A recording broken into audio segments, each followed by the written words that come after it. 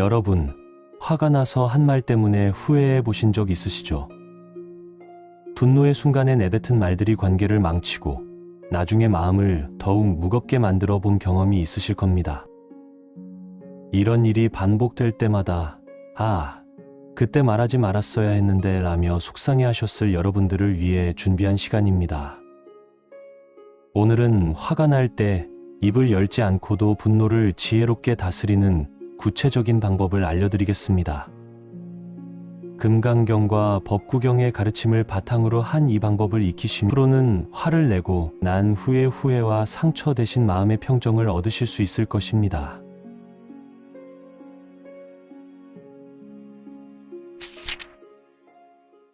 화가 날 때 입 열지 말고 이렇게 해보세요. 화가 날 때 우리는 종종 그 감정에 휩싸여 말을 쏟아내고 싶어집니다. 하지만 화난 상태에서 나온 말은 마치 날카로운 칼과 같아서 한 번 뱉은 말은 되돌릴 수 없죠. 특히 나이가 들수록 가족이나 주변 사람들과의 관계에서 이런 순간들이 더욱 소중하게 느껴집니다. 오늘은 화가 날 때 입을 열기 전에 할 수 있는 지혜로운 방법에 대해 이야기해 보겠습니다. 어느 날, 한 제자가 부처님께 다급하게 달려왔습니다. 스승님, 저는 화가 날 때마다 참을 수 없이 말을 해버립니다. 그리고 나중에 후회하게 되는데 어떻게 하면 좋을까요? 부처님께서는 고요히 미소를 지으시며 말씀하셨습니다. 제자야, 화가 났을 때 입을 여는 것은 집에 불이 났는데 부채질을 하는 것과 같다. 불길은 더욱 커지고 모든 것을 태워버리고 만다. 그렇습니다. 화라는 감정은 우리 마음속에서 타오르는 불과 같습니다. 이 불에 말이라는 바람을 넣어주면 걷잡을 수 없이 번져나가죠. 그렇다면 화가 날 때는 어떻게 해야 할까요? 먼저 깊게 숨을 들이마시고 내쉬어 보세요. 숨을 고르는 것만으로도 우리 마음은 한결 차분해집니다. 마치 거친 바람이 불던 호수가 잔잔해지듯이 말입니다. 법구경에서는 이렇게 가르치고 있습니다.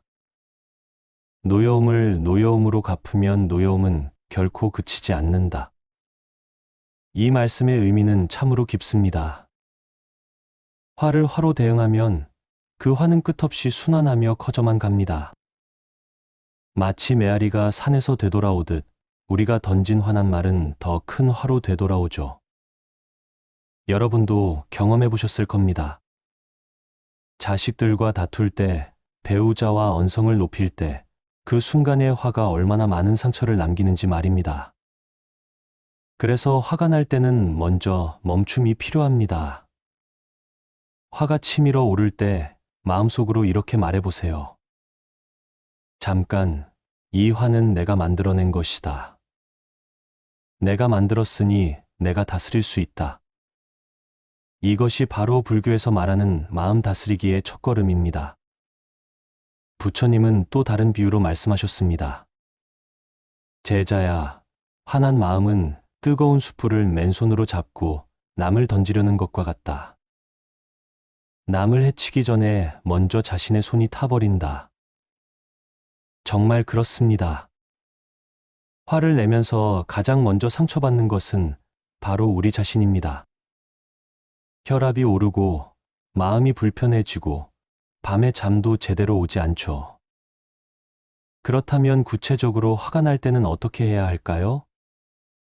첫 번째, 침묵하기입니다. 화가 날 때 즉시 반응하지 말고 마음속으로 10가지 천천히 세어보세요. 이 짧은 시간 동안 우리의 이성이 깨어나고 감정이 조금씩 가라앉습니다. 두 번째, 상대방의 입장에서 생각해 보기입니다. 저 사람도 나름의 이유가 있을 것이다. 나도 저런 실수를 할 수 있지 않을까. 이런 생각만으로도 화는 많이 줄어듭니다. 세 번째, 화의 근본 원인을 살펴보기입니다. 정말 상대방 때문에 화가 난 것일까요? 아니면 내가 가진 기대나 고집 때문일까요?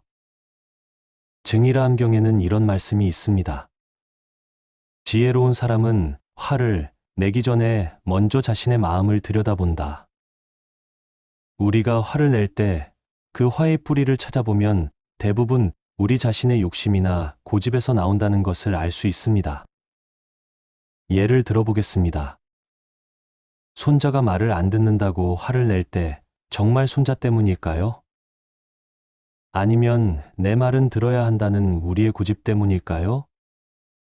남편이 약속 시간에 늦는다고 화를 낼 때 정말 남편 때문일까요?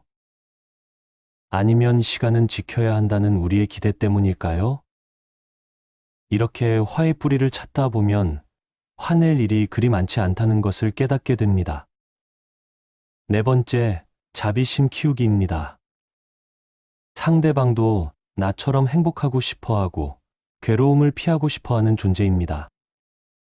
완벽하지 않고 실수도 하고 때로는 어리석은 선택도 하죠. 이것이 바로 인간의 모습입니다. 저 사람도 나처럼 불완전한 존재구나. 나도 저런 실수를 한 적이 많았지. 이런 마음을 가지면 화보다는 이해와 연민이 생겨납니다. 다섯 번째, 화를 에너지로 전환하기입니다. 화라는 감정 자체를 없애려고 하지 마세요. 대신 그 에너지를 건설적인 방향으로 돌려보세요. 집안일을 하거나 산책을 하거나 독경을 하거나 명상을 하는 것입니다. 화의 에너지가 오히려 우리를 더 나은 사람으로 만드는 힘이 될 수 있습니다. 화가 났을 때 할 수 있는 즉석 명상법도 있습니다. 눈을 감고 숨을 깊게 들이마시며 마음속으로 말해보세요. 들이마실 때는 평화를, 내쉴 때는 화를. 이렇게 몇 번만 반복해도 마음이 한결 차분해집니다. 또 다른 방법은 물 한 잔 마시기입니다. 화가 날 때 찬물 한 잔을 천천히 마시며 마음을 가라앉혀 보세요. 물이 목을 타고 넘어가는 시원함이 마음의 열기도 식혀줍니다. 금강경에서는 모든 현상은 꿈과 같고 환상과 같다고 가르칩니다. 지금 화나게 하는 그 일도 한 달 후에는, 한 해 후에는 어떻게 기억될까요? 아마 별것 아닌 일로 여겨질 가능성이 높습니다. 시간이라는 강물 앞에서 모든 일은 작아집니다. 지금 당장은 큰 산처럼 보이는 문제도 시간이 지나면 작은 언덕에 불과하죠. 그렇다면 처음부터 그렇게 받아들이면 어떨까요? 이 일도 지나갈 것이다. 모든 것은 무상하다. 이런 마음을 가지면 화낼 일이 많이 줄어듭니다. 화를 다스리는 것은 단순히 참는 것이 아닙니다. 화라는 감정을 이해하고 그 에너지를 지혜롭게 사용하는 것입니다. 마치 물레방아가 물의 힘을 이용해 곡식을 빻듯이 우리도 화의 에너지를 이용해 더 나은 사람이 될 수 있습니다. 화가 날 때마다 이렇게 연습해 보세요. 처음에는 어렵겠지만 점점 자연스러워질 것입니다. 마치 텃밭을 가꾸듯이 매일매일 정성을 들이면 반드시 결실을 맺게 됩니다. 나이가 들수록 우리에게 가장 소중한 것은 평화로운 마음입니다. 가족과의 화목, 이웃과의 화합, 그리고 내면의 고요한 말입니다. 화를 다스리는 것은 이 모든 것을 지키는 첫걸음입니다. 오늘부터 화가 날 때는 입을 열기 전에 잠시 멈춰보세요. 그리고 마음속 깊은 곳에서 지혜의 목소리에 귀 기울여 보세요. 이 화를 어떻게 지혜롭게 다룰 것인가? 이 상황에서 나는 어떤 사람이 되고 싶은가? 이런 질문들이 여러분을 더 성숙하고 지혜로운 사람으로 이끌어 줄 것입니다. 화를 다스리는 것은 자신과의 약속입니다. 나는 화에 휘둘리지 않고 지혜롭게 살겠다는 다짐이죠. 이 약속을 지켜나가는 여러분의 모습이 가족들에게, 주변 사람들에게 얼마나 큰 감동과 가르침이 될지 생각해 보세요. 화를 다스린 마음은 맑은 거울과 같습니다. 모든 것을 있는 그대로 비추되 더럽혀지지 않습니다. 그런 마음으로 살아가는 여러분이 되시길 진심으로 기원합니다. 지혜롭게 감정을 다스리는 방법. 나이가 들어갈수록 우리는 참으로 다양한 감정들과 마주하게 됩니다. 자식들에 대한 걱정, 건강에 대한 불안, 지난 세월에 대한 아쉬움, 때로는 깊은 외로움까지도 느끼게 되죠. 이런 감정들이 마음속에 일어날 때마다 우리는 어떻게 해야 할지 막막해하곤 합니다. 어느 날, 한 제자가 부처님께 이런 질문을 드렸습니다. 스승님, 제 마음에는 늘 걱정과 불안이 가득합니다. 이런 감정들을 어떻게 다스려야 할까요? 부처님께서는 조용히 미소를 지으시며 말씀하셨습니다. 제자야, 감정이란 것은 마치 하늘을 지나가는 구름과 같으니라. 구름이 하늘을 가리기도 하지만 결국은 바람에 실려 흘러가지 않느냐. 이 말씀 속에는 깊은 지혜가 담겨 있습니다. 우리가 느끼는 모든 감정들은 영원하지 않다는 것이죠. 마치 구름이 하늘을 잠깐 가렸다가 사라지듯 우리 마음속의 걱정이나 불안, 슬픔도 언젠가는 지나간다는 뜻입니다. 하지만 이것만으로는 충분하지 않습니다. 실제로 그 감정의 파도가 밀려올 때 우리는 어떻게 해야 할까요? 먼저 이해해야 할 것은 감정을 억누르거나 없애려고 하면 안 된다는 것입니다. 마치 물속에 떠 있는 공을 손으로 눌러 가라앉히려고 하면 더욱 세게 튀어오르는 것과 같습니다. 우리의 감정도 마찬가지입니다. 대신 이렇게 해보세요. 감정이 일어나는 것을 있는 그대로 바라보는 것입니다. 아, 지금 내 마음에 걱정이 일어나고 있구나. 아, 지금 내가 외로움을 느끼고 있구나 하고 차분히 인정하는 것이죠. 이것을 법구경에서는 관찰의 지혜라고 부릅니다. 마치 높은 산 위에서 아래쪽 골짜기를 내려다보듯 우리 마음의 상태를 한 걸음 뒤에서 지켜보는 것입니다. 여러분, 잠깐 상상해 보세요. 고요한 연못가에 앉아 있다고 생각해 보세요. 연못 위로 떨어지는 나무잎 하나를 바라보고 있습니다. 그 나무잎이 물 위에 떨어져서 잔물결을 일으키고 천천히 가라앉아가는 모습을 그저 지켜보고만 있는 거죠. 이때 우리는 그 나무잎을 붙잡으려고 하지도 않고 밀어내려고 하지도 않습니다. 그냥 자연스럽게 일어나는 현상을 바라볼 뿐이죠. 우리의 감정도 이와 같습니다. 제자가 다시 물었습니다. 스승님, 그렇게 바라보기만 하면 감정이 사라지나요? 부처님께서 대답하셨습니다. 바라봄 자체가 변화의 시작이니라. 마치 어둠 속에 촛불 하나를 켜면 어둠이 저절로 사라지는 것처럼 말이다. 정말로 그렇습니다. 우리가 감정을 있는 그대로 바라보기 시작하면 그 감정은 이미 우리를 지배하지 못하게 됩니다. 마치 영화를 보고 있다가 문득 아, 이건 영화구나 하고 깨달으면 그 순간부터 영화에 완전히 빠져있던 상태에서 벗어나는 것과 같죠. 이제 좀 더 구체적인 방법들을 말씀드려 보겠습니다. 첫 번째는 호흡과 함께하는 것입니다. 감정이 일어날 때 천천히 깊은 숨을 들이마시고 내쉬어 보세요. 숨을 들이마실 때는 지금 이 순간을 받아들입니다 하고 마음속으로 말하고, 숨을 내쉴 때는 모든 것을 내려놓습니다 하고 말해보세요. 이것은 단순해 보이지만 정말로 강력한 방법입니다. 우리의 호흡은 마음과 몸을 연결하는 다리와 같거든요. 호흡이 깊어지고 고르게 되면 마음도 자연스럽게 안정됩니다. 두 번째는 몸의 감각을 살펴보는 것입니다.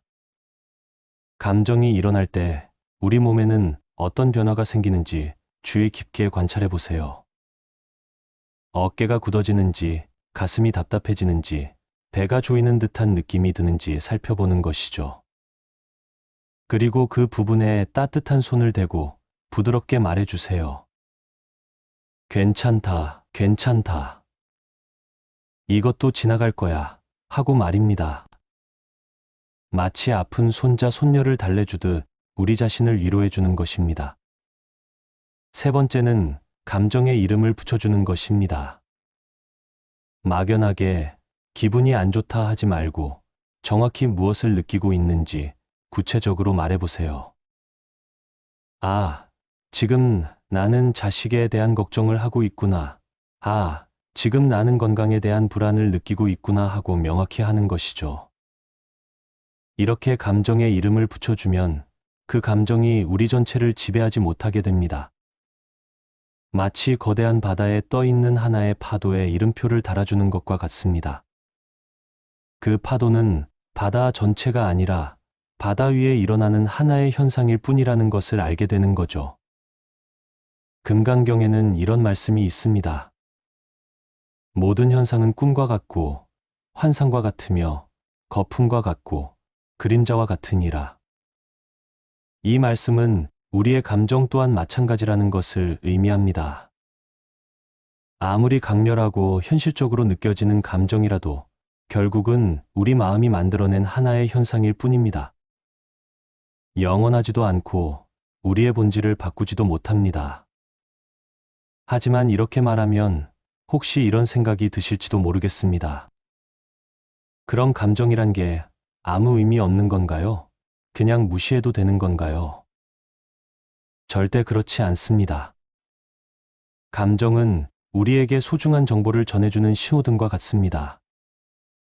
걱정이나 불안이 일어나면, 아, 내가 지금 무언가에 집착하고 있구나 하고 깨달을 수 있습니다.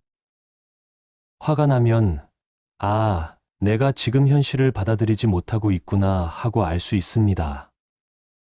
슬픔이 들면, 아, 내가 지금 무언가를 잃는 것에 대한 두려움을 가지고 있구나 하고 이해할 수 있죠. 이처럼 감정은 우리의 적이 아니라 우리가 더 깊이 자신을 이해할 수 있도록 도와주는 선생님과 같습니다. 또 다른 제자가 물었습니다. 스승님, 그렇다면 슬픔이나 고통도 그냥 받아들여야 하는 건가요? 부처님께서 말씀하셨습니다. 제자야, 첫 번째 화살은 피할 수 없지만 두 번째 화살은 우리가 선택할 수 있느니라. 이 말씀의 의미는 이렇습니다. 인생을 살다 보면 피할 수 없는 고통이 있습니다.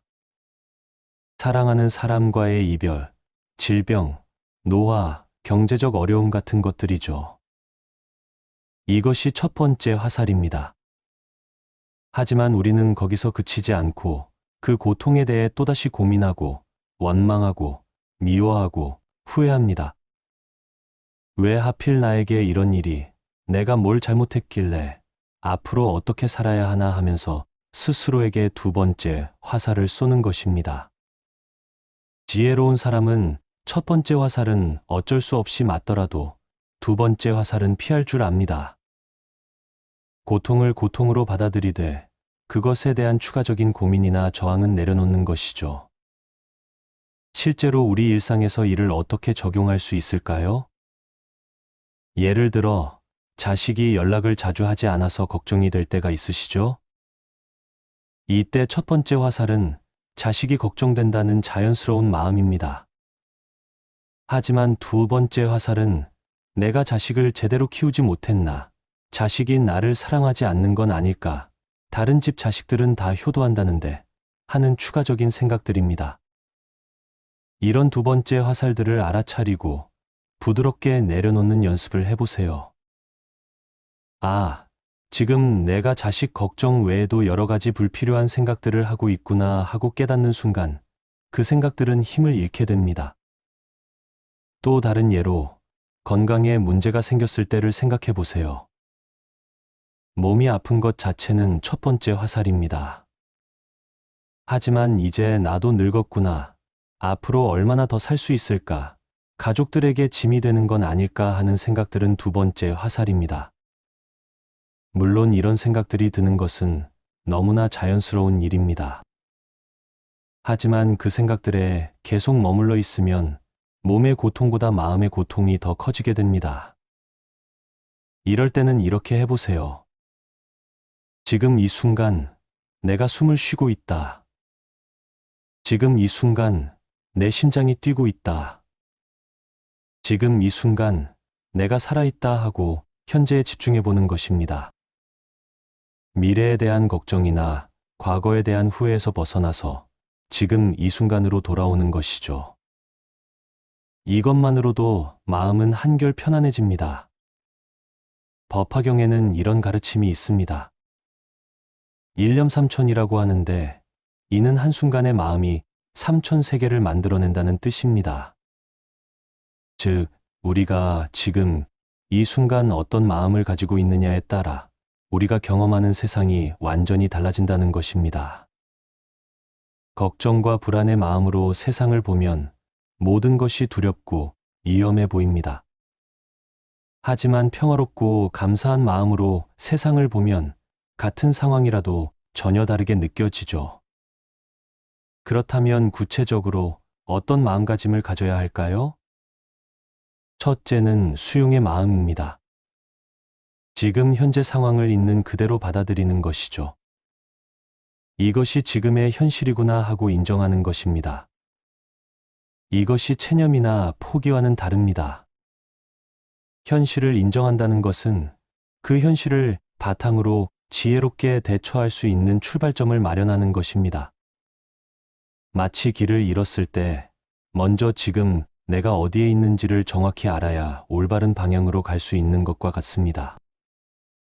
둘째는 무상의 지혜를 기억하는 것입니다. 이 세상의 모든 것은 변합니다. 좋은 일도 영원하지 않고 나쁜 일도 영원하지 않습니다. 지금 겪고 있는 어려움이나 고통도 언젠가는 변할 것입니다. 시간이 흐르면서 상황이 바뀔 수도 있고 설령 상황이 그대로라도 우리가 그것을 받아들이는 마음이 달라질 수 있습니다. 셋째는 자비의 마음을 기르는 것입니다. 자비란 우리 자신과 다른 사람들에게 친절하고 따뜻한 마음을 갖는 것입니다. 힘들 때일수록 우리는 자신을 더욱 사랑해야 합니다. 이렇게 힘든 상황에서도 나는 최선을 다하고 있구나, 나도 참 많이 견뎌왔구나 하고 스스로를 격려해 주세요. 마치 사랑하는 친구가 어려움에 처했을 때 우리가 그 친구를 위로하고 격려해 주듯 우리 자신에게도 그런 따뜻한 마음을 보내는 것입니다.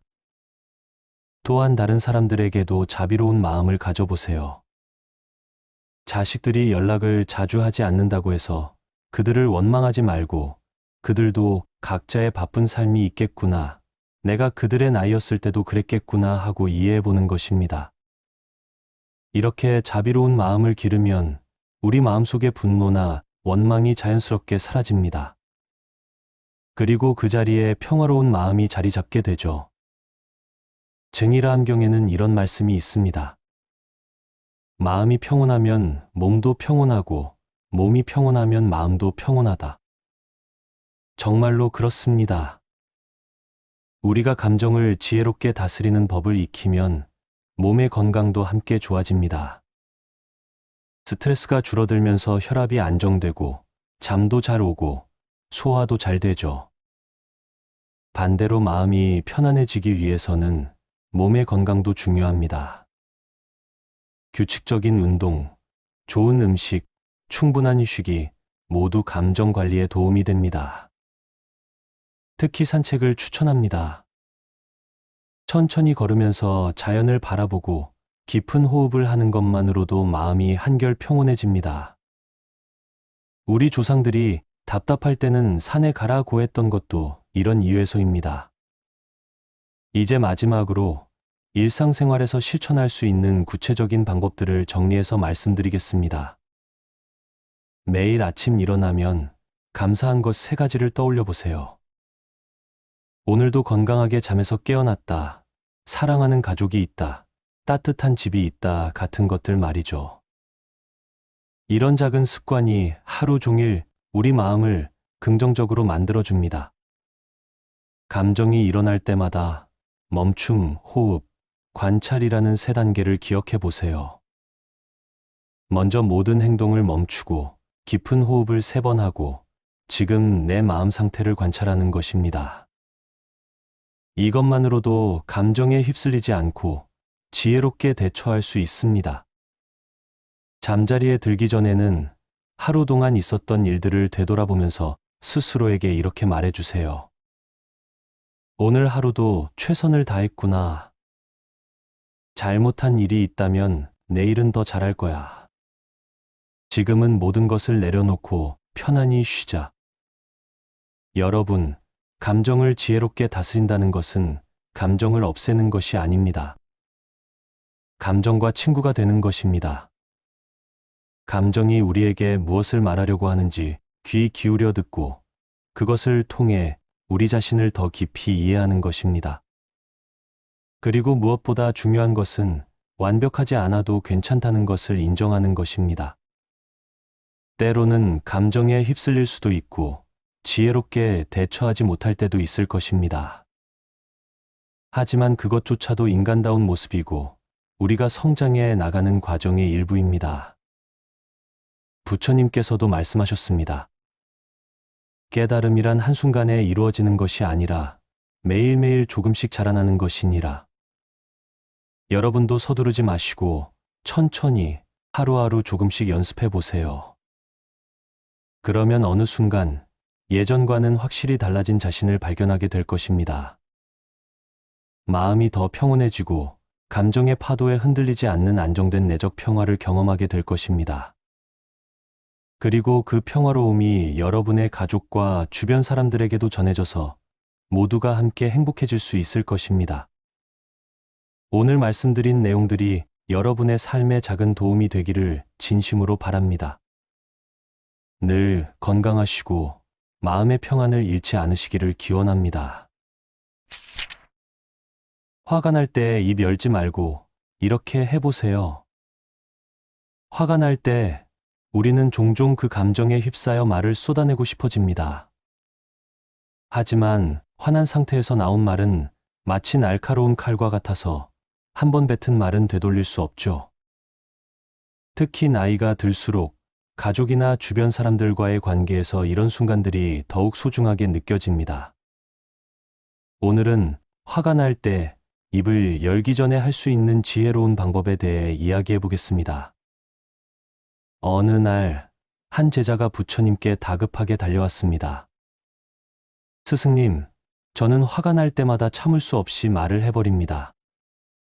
그리고 나중에 후회하게 되는데 어떻게 하면 좋을까요? 부처님께서는 고요히 미소를 지으시며 말씀하셨습니다. 제자야, 화가 났을 때 입을 여는 것은 집에 불이 났는데 부채질을 하는 것과 같다. 불길은 더욱 커지고 모든 것을 태워버리고 만다. 그렇습니다. 화라는 감정은 우리 마음속에서 타오르는 불과 같습니다. 이 불에 말이라는 바람을 넣어주면 걷잡을 수 없이 번져나가죠.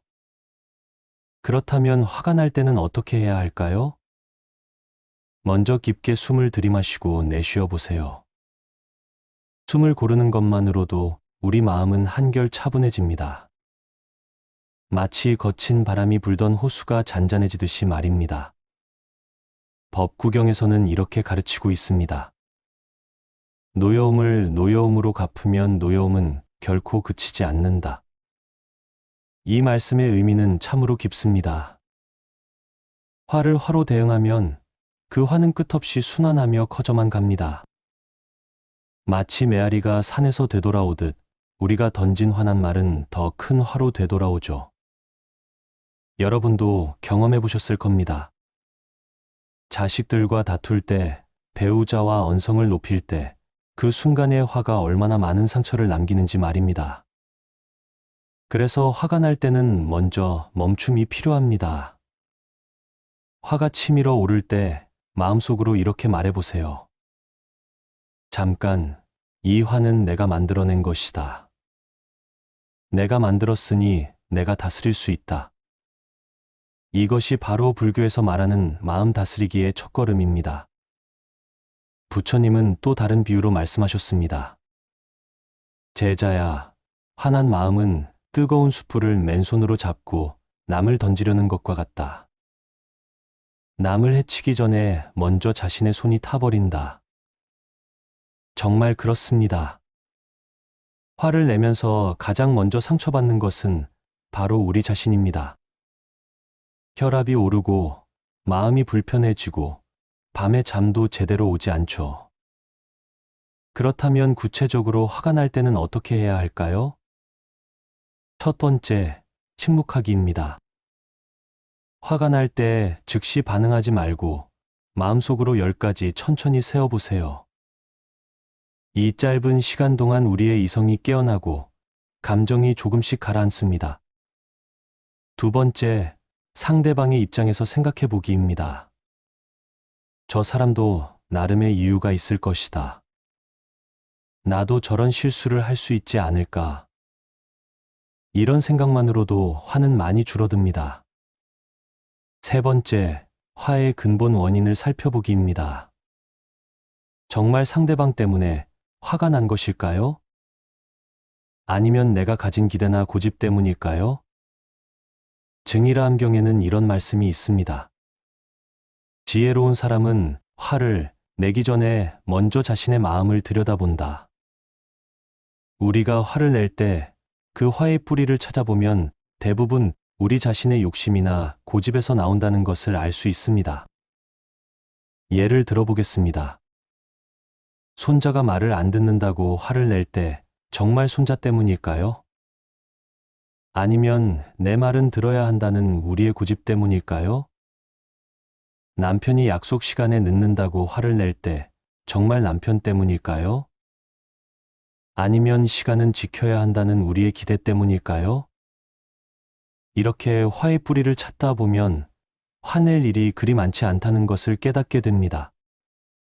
네 번째, 자비심 키우기입니다. 상대방도 나처럼 행복하고 싶어하고 괴로움을 피하고 싶어하는 존재입니다. 완벽하지 않고 실수도 하고 때로는 어리석은 선택도 하죠. 이것이 바로 인간의 모습입니다. 저 사람도 나처럼 불완전한 존재구나. 나도 저런 실수를 한 적이 많았지. 이런 마음을 가지면 화보다는 이해와 연민이 생겨납니다. 다섯 번째, 화를 에너지로 전환하기입니다. 화라는 감정 자체를 없애려고 하지 마세요. 대신 그 에너지를 건설적인 방향으로 돌려보세요. 집안일을 하거나 산책을 하거나 독경을 하거나 명상을 하는 것입니다.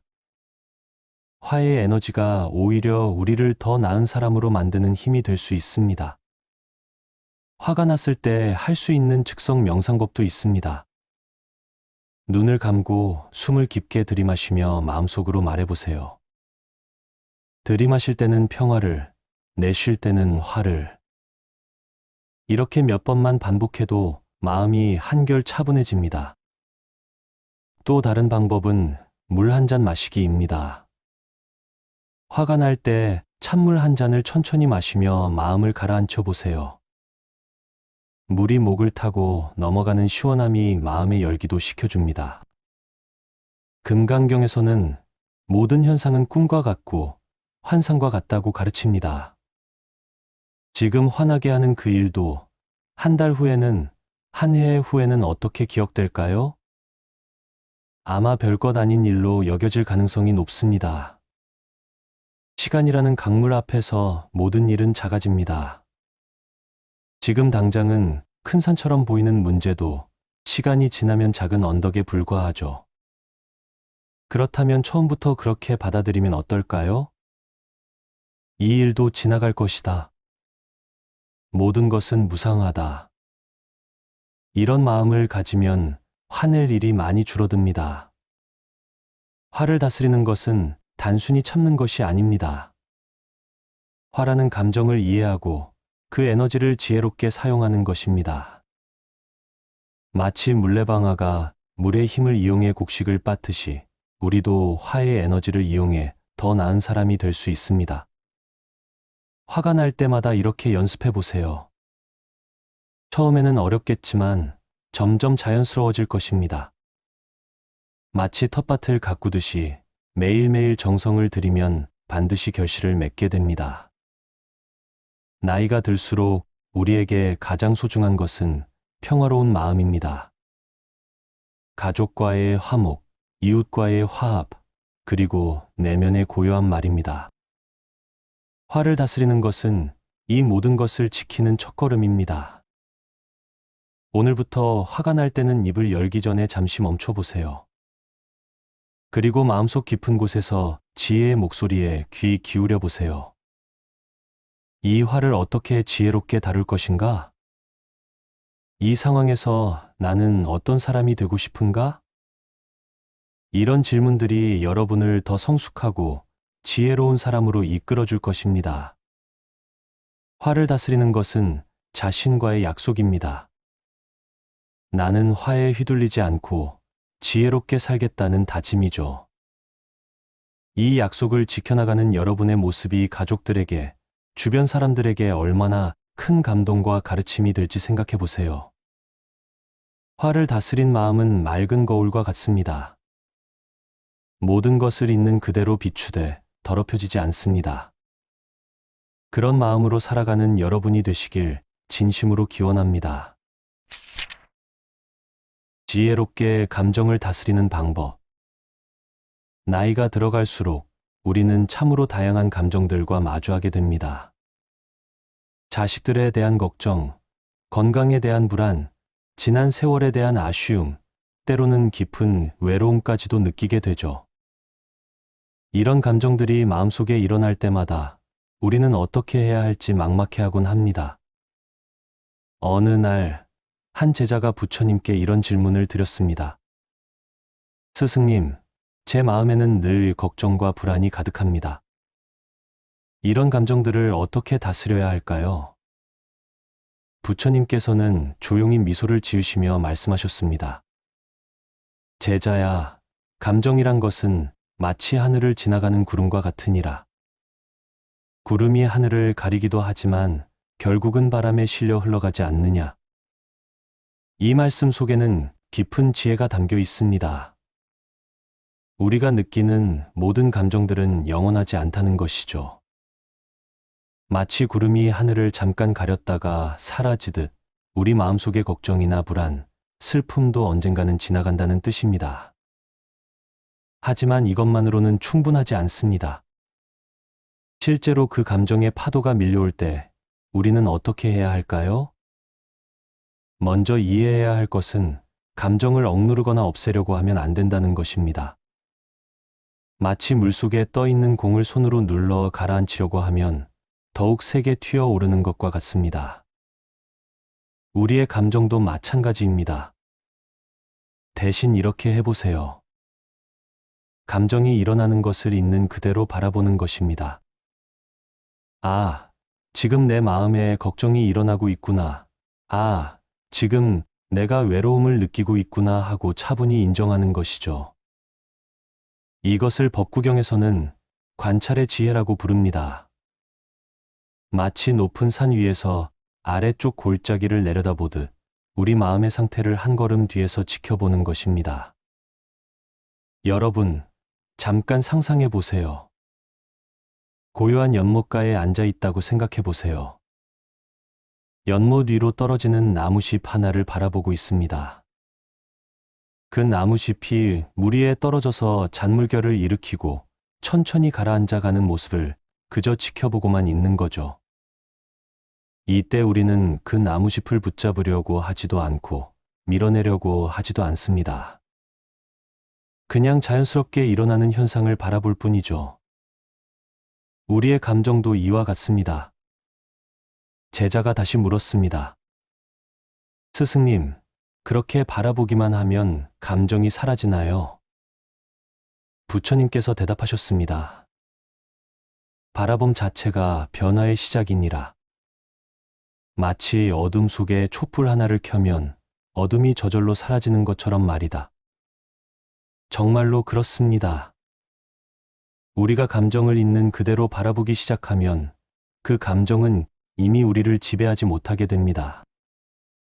마치 영화를 보고 있다가 문득 아, 이건 영화구나 하고 깨달으면 그 순간부터 영화에 완전히 빠져있던 상태에서 벗어나는 것과 같죠. 이제 좀 더 구체적인 방법들을 말씀드려 보겠습니다. 첫 번째는 호흡과 함께하는 것입니다. 감정이 일어날 때 천천히 깊은 숨을 들이마시고 내쉬어 보세요.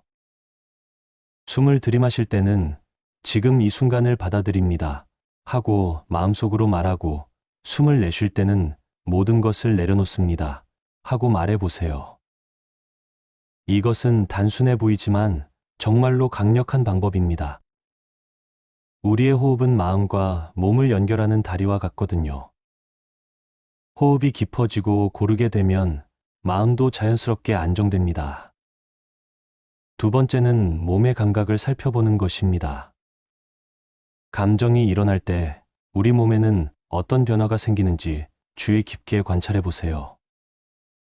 어깨가 굳어지는지, 가슴이 답답해지는지, 배가 조이는 듯한 느낌이 드는지 살펴보는 것이죠. 그리고 그 부분에 따뜻한 손을 대고 부드럽게 말해주세요. 괜찮다, 괜찮다. 이것도 지나갈 거야 하고 말입니다. 마치 아픈 손자, 손녀를 달래주듯 우리 자신을 위로해주는 것입니다. 세 번째는 감정에 이름을 붙여주는 것입니다. 막연하게 기분이 안 좋다 하지 말고 정확히 무엇을 느끼고 있는지 구체적으로 말해보세요. 아, 지금 나는 자식에 대한 걱정을 하고 있구나. 아, 지금 나는 건강에 대한 불안을 느끼고 있구나 하고 명확히 하는 것이죠. 이렇게 감정에 이름을 붙여주면 그 감정이 우리 전체를 지배하지 못하게 됩니다. 마치 거대한 바다에 떠 있는 하나의 파도에 이름표를 달아주는 것과 같습니다. 그 파도는 바다 전체가 아니라 바다 위에 일어나는 하나의 현상일 뿐이라는 것을 알게 되는 거죠. 금강경에는 이런 말씀이 있습니다. 모든 현상은 꿈과 같고 환상과 같으며 거품과 같고 그림자와 같으니라. 이 말씀은 우리의 감정 또한 마찬가지라는 것을 의미합니다. 아무리 강렬하고 현실적으로 느껴지는 감정이라도 결국은 우리 마음이 만들어낸 하나의 현상일 뿐입니다. 영원하지도 않고 우리의 본질을 바꾸지도 못합니다. 하지만 이렇게 말하면 혹시 이런 생각이 드실지도 모르겠습니다. 그럼 감정이란 게 아무 의미 없는 건가요? 그냥 무시해도 되는 건가요? 절대 그렇지 않습니다. 감정은 우리에게 소중한 정보를 전해주는 신호등과 같습니다. 걱정이나 불안이 일어나면, 아, 내가 지금 무언가에 집착하고 있구나 하고 깨달을 수 있습니다. 화가 나면, 아, 내가 지금 현실을 받아들이지 못하고 있구나 하고 알 수 있습니다. 슬픔이 들면, 아, 내가 지금 무언가를 잃는 것에 대한 두려움을 가지고 있구나 하고 이해할 수 있죠. 이처럼 감정은 우리의 적이 아니라 우리가 더 깊이 자신을 이해할 수 있도록 도와주는 선생님과 같습니다. 또 다른 제자가 물었습니다. 스승님, 그렇다면 슬픔이나 고통도 그냥 받아들여야 하는 건가요?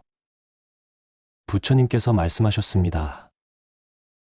제자야, 첫 번째 화살은 피할 수 없지만 두 번째 화살은 우리가 선택할 수 있느니라. 이 말씀의 의미는 이렇습니다. 인생을 살다 보면 피할 수 없는 고통이 있습니다. 사랑하는 사람과의 이별, 질병, 노화, 경제적 어려움 같은 것들이죠. 이것이 첫 번째 화살입니다. 하지만 우리는 거기서 그치지 않고 그 고통에 대해 또다시 고민하고 원망하고 미워하고 후회합니다. 왜 하필 나에게 이런 일이, 내가 뭘 잘못했길래, 앞으로 어떻게 살아야 하나 하면서 스스로에게 두 번째 화살을 쏘는 것입니다. 지혜로운 사람은 첫 번째 화살은 어쩔 수 없이 맞더라도 두 번째 화살은 피할 줄 압니다. 고통을 고통으로 받아들이되 그것에 대한 추가적인 고민이나 저항은 내려놓는 것이죠. 실제로 우리 일상에서 이를 어떻게 적용할 수 있을까요? 예를 들어, 자식이 연락을 자주 하지 않아서 걱정이 될 때가 있으시죠? 이때 첫 번째 화살은 자식이 걱정된다는 자연스러운 마음입니다. 하지만 두 번째 화살은 내가 자식을 제대로 키우지 못했나, 자식이 나를 사랑하지 않는 건 아닐까, 다른 집 자식들은 다 효도한다는데 하는 추가적인 생각들입니다. 이런 두 번째 화살들을 알아차리고 부드럽게 내려놓는 연습을 해보세요. 아, 지금 내가 자식 걱정 외에도 여러 가지 불필요한 생각들을 하고 있구나 하고 깨닫는 순간 그 생각들은 힘을 잃게 됩니다. 또 다른 예로 건강에 문제가 생겼을 때를 생각해 보세요. 몸이 아픈 것 자체는 첫 번째 화살입니다. 하지만 이제 나도 늙었구나. 앞으로 얼마나 더 살 수 있을까? 가족들에게 짐이 되는 건 아닐까 하는 생각들은 두 번째 화살입니다. 물론 이런 생각들이 드는 것은 너무나 자연스러운 일입니다. 하지만 그 생각들에 계속 머물러 있으면 몸의 고통보다 마음의 고통이 더 커지게 됩니다. 이럴 때는 이렇게 해보세요. 지금 이 순간 내가 숨을 쉬고 있다. 지금 이 순간 내 심장이 뛰고 있다. 지금 이 순간 내가 살아있다 하고 현재에 집중해 보는 것입니다. 미래에 대한 걱정이나 과거에 대한 후회에서 벗어나서 지금 이 순간으로 돌아오는 것이죠. 이것만으로도 마음은 한결 편안해집니다. 법화경에는 이런 가르침이 있습니다. 일념삼천이라고 하는데 이는 한순간의 마음이 삼천세계를 만들어낸다는 뜻입니다. 즉, 우리가 지금 이 순간 어떤 마음을 가지고 있느냐에 따라 우리가 경험하는 세상이 완전히 달라진다는 것입니다. 걱정과 불안의 마음으로 세상을 보면 모든 것이 두렵고 위험해 보입니다. 하지만 평화롭고 감사한 마음으로 세상을 보면 같은 상황이라도 전혀 다르게 느껴지죠. 그렇다면 구체적으로 어떤 마음가짐을 가져야 할까요? 첫째는 수용의 마음입니다. 지금 현재 상황을 있는 그대로 받아들이는 것이죠. 이것이 지금의 현실이구나 하고 인정하는 것입니다. 이것이 체념이나 포기와는 다릅니다. 현실을 인정한다는 것은 그 현실을 바탕으로 지혜롭게 대처할 수 있는 출발점을 마련하는 것입니다. 마치 길을 잃었을 때 먼저 지금 내가 어디에 있는지를 정확히 알아야 올바른 방향으로 갈 수 있는 것과 같습니다. 둘째는 무상의 지혜를 기억하는 것입니다. 이 세상의 모든 것은 변합니다. 좋은 일도 영원하지 않고 나쁜 일도 영원하지 않습니다. 지금 겪고 있는 어려움이나 고통도 언젠가는 변할 것입니다. 시간이 흐르면서 상황이 바뀔 수도 있고 설령 상황이 그대로라도 우리가 그것을 받아들이는 마음이 달라질 수 있습니다. 셋째는 자비의 마음을 기르는 것입니다. 자비란 우리 자신과 다른 사람들에게 친절하고 따뜻한 마음을 갖는 것입니다. 힘들 때일수록 우리는 자신을 더욱 사랑해야 합니다. 이렇게 힘든 상황에서도 나는 최선을 다하고 있구나, 나도 참 많이 견뎌왔구나 하고 스스로를 격려해 주세요. 마치 사랑하는 친구가 어려움에 처했을 때 우리가 그 친구를 위로하고 격려해 주듯 우리 자신에게도 그런 따뜻한 마음을 보내는 것입니다. 또한 다른 사람들에게도 자비로운 마음을 가져보세요. 자식들이 연락을 자주 하지 않는다고 해서 그들을 원망하지 말고 그들도 각자의 바쁜 삶이 있겠구나, 내가 그들의 나이였을 때도 그랬겠구나 하고 이해해 보는 것입니다. 이렇게 자비로운 마음을 기르면 우리 마음속의 분노나 원망이 자연스럽게 사라집니다. 그리고 그 자리에 평화로운 마음이 자리 잡게 되죠. 증일화암경에는 이런 말씀이 있습니다. 마음이 평온하면 몸도 평온하고 몸이 평온하면 마음도 평온하다. 정말로 그렇습니다. 우리가 감정을 지혜롭게 다스리는 법을 익히면 몸의 건강도 함께 좋아집니다. 스트레스가 줄어들면서 혈압이 안정되고 잠도 잘 오고 소화도 잘 되죠. 반대로 마음이 편안해지기 위해서는 몸의 건강도 중요합니다. 규칙적인 운동, 좋은 음식, 충분한 휴식이 모두 감정 관리에 도움이 됩니다. 특히 산책을 추천합니다. 천천히 걸으면서 자연을 바라보고 깊은 호흡을 하는 것만으로도 마음이 한결 평온해집니다. 우리 조상들이 답답할 때는 산에 가라고 했던 것도 이런 이유에서입니다. 이제 마지막으로 일상생활에서 실천할 수 있는 구체적인 방법들을 정리해서 말씀드리겠습니다. 매일 아침 일어나면 감사한 것 3가지를 떠올려 보세요. 오늘도 건강하게 잠에서 깨어났다. 사랑하는 가족이 있다. 따뜻한 집이 있다. 같은 것들 말이죠. 이런 작은 습관이 하루 종일 우리 마음을 긍정적으로 만들어줍니다. 감정이 일어날 때마다 멈춤, 호흡, 관찰이라는 3단계를 기억해 보세요. 먼저 모든 행동을 멈추고 깊은 호흡을 3번 하고 지금 내 마음 상태를 관찰하는 것입니다. 이것만으로도 감정에 휩쓸리지 않고 지혜롭게 대처할 수 있습니다. 잠자리에 들기 전에는 하루 동안 있었던 일들을 되돌아보면서 스스로에게 이렇게 말해주세요. 오늘 하루도 최선을 다했구나. 잘못한 일이 있다면 내일은 더 잘할 거야. 지금은 모든 것을 내려놓고 편안히 쉬자.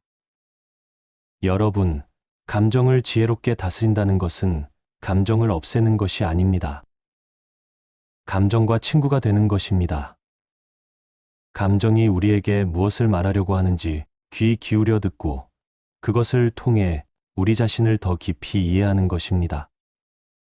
그리고 무엇보다 중요한 것은 완벽하지 않아도 괜찮다는 것을 인정하는 것입니다. 때로는 감정에 휩쓸릴 수도 있고 지혜롭게 대처하지 못할 때도 있을 것입니다. 하지만 그것조차도 인간다운 모습이고 우리가 성장해 나가는 과정의 일부입니다. 부처님께서도 말씀하셨습니다. 깨달음이란 한순간에 이루어지는 것이 아니라 매일매일 조금씩 자라나는 것이니라. 여러분도 서두르지 마시고 천천히 하루하루 조금씩 연습해 보세요. 그러면 어느 순간 예전과는 확실히 달라진 자신을 발견하게 될 것입니다. 마음이 더 평온해지고 감정의 파도에 흔들리지 않는 안정된 내적 평화를 경험하게 될 것입니다. 그리고 그 평화로움이 여러분의 가족과 주변 사람들에게도 전해져서 모두가 함께 행복해질 수 있을 것입니다. 오늘 말씀드린 내용들이 여러분의 삶에 작은 도움이 되기를 진심으로 바랍니다.